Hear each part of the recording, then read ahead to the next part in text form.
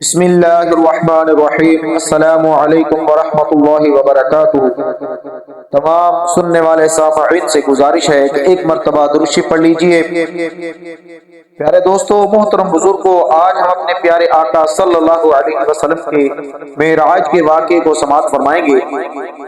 حضرت امام بخاری رحمۃ اللہ تعالی علیہ اور حضرت ابن جریر رحمۃ اللہ تعالی علیہ نے شریک بن عبداللہ کی سند سے حضرت انس رضی اللہ تعالی عنہ سے روایت کیا ہے کہ حضور صلی اللہ علیہ وسلم کی معراج کی ابتدا مسجد حرام سے ہوئی۔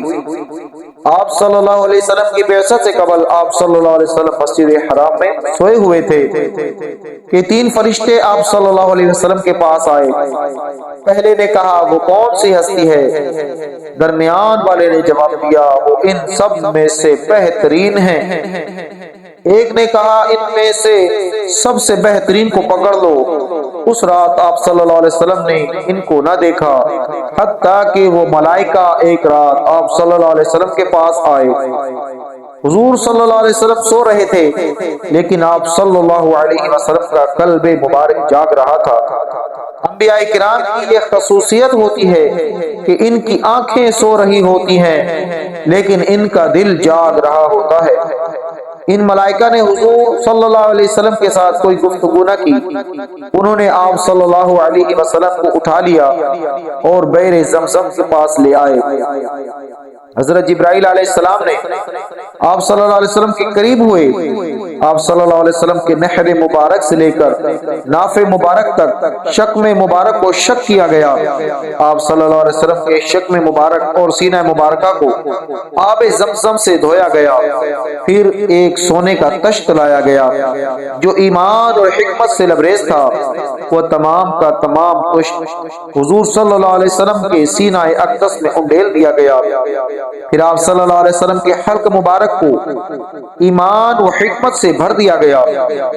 پھر حضور علیہ السلام کو بلندی کی طرف لے جایا گیا، حتیٰ کہ آسمان دنیا آ گیا۔ اس کے دروازوں میں سے ایک دروازے پر دستک دی گئی۔ کہا گیا، کون ہے؟ حضرت جبرائیل علیہ السلام نے کہا، میں جبرائیل ہوں۔ ان سے کہا گیا کہ آپ کے ساتھ کون ہے؟ انہوں نے کہا، میرے ساتھ محمد عربی صلی اللہ علیہ وسلم ہے۔ کہا گیا کہ کیا انہیں بلایا گیا ہے؟ حضرت جبرائیل علیہ السلام نے کہا، ہاں، انہیں دعوت دی گئی ہے۔ انہوں نے کہا، ہم ان کو خوش آمدید اور مرحبا کہتے ہیں۔ حضور صلی اللہ علیہ وسلم نے پہلے آسمان پر حضرت آدم علیہ السلام کو پایا۔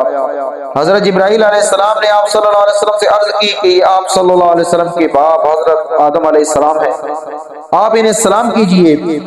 حضور صلی اللہ علیہ وسلم نے حضرت آدم علیہ السلام کو سلام کیا۔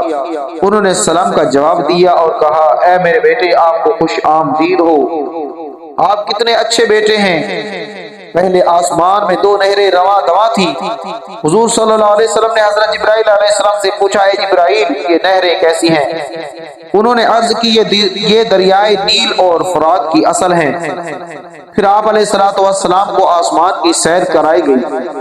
حضور صلی اللہ علیہ وسلم ایک اور نہر کے پاس تشریف لے گئے۔ اس نہر پر زمرد اور موتیوں کا محل تھا۔ آپ صلی اللہ علیہ وسلم نے اس کو ہاتھ لگایا تو اس سے کستوری جیسی خوشبو آنے لگی۔ آپ صلی اللہ علیہ وسلم نے فرمایا، اے جبرائیل، یہ کیا ہے؟ انہوں نے عرض کی کہ یہ کوثر ہے جو آپ صلی اللہ علیہ وسلم کے رب نے آپ کو عطا کیا ہے۔ پھر حضور نبی کریم صلی اللہ علیہ وسلم کو دوسرے آسمان تک لے جایا گیا۔ کہا گیا کہ کون ہے؟